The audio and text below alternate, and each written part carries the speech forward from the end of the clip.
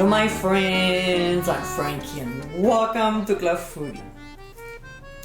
An apple a day keeps the doctor away. Could that be true? Maybe. Either way, we always have apples in our crisper. During this time of year, we like to visit our local orchards. It's fun. Also, in September, I like baking and cooking with them. Here's another fabulous recipe to enjoy this fall. In today's episode, I'll show you how to make my apple Betty. It's basically the cousin of an apple crisp. The difference is in the topping. This classic dessert is extremely easy to make and has amazing flavor.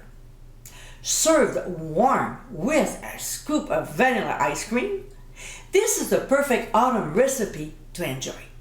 So my friends, let's get cooking.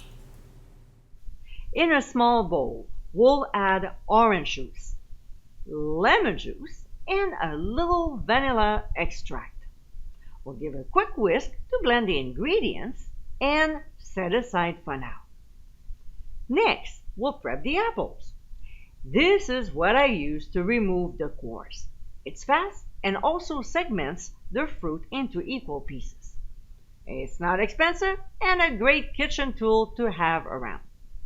Alright, so although they're nicely sliced, we'll cut each piece in half, otherwise it's too big.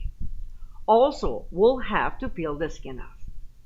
When this is done, we'll transfer the apple pieces into a 2-quart casserole and pour over the juice mixture. We'll stir until the pieces are well coated and set aside while we make the topping. In a large bowl, we'll add flour, brown sugar, and granulated sugar. We'll also add ground cinnamon, some ground nutmeg, as well as ground cloves, and a pinch of ground sea salt. We'll stir the ingredients until very well combined. To this, we'll add butter that we cut into small pieces and combine with the flour mixture until it resembles coarse crumbs.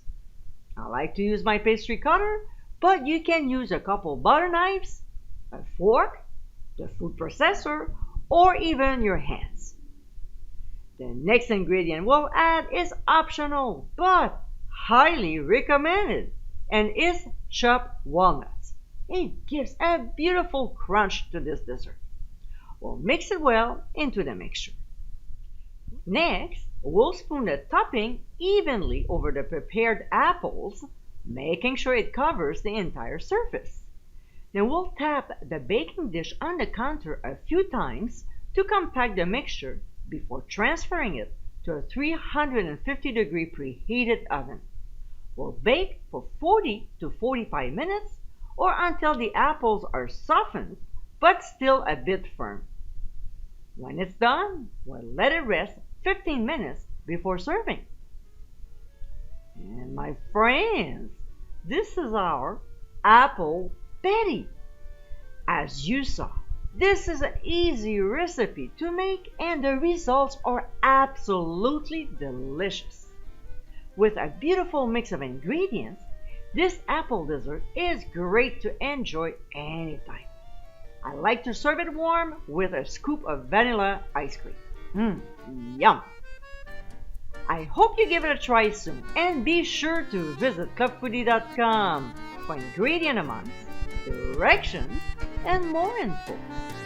Until next time, my friends, bon appétit!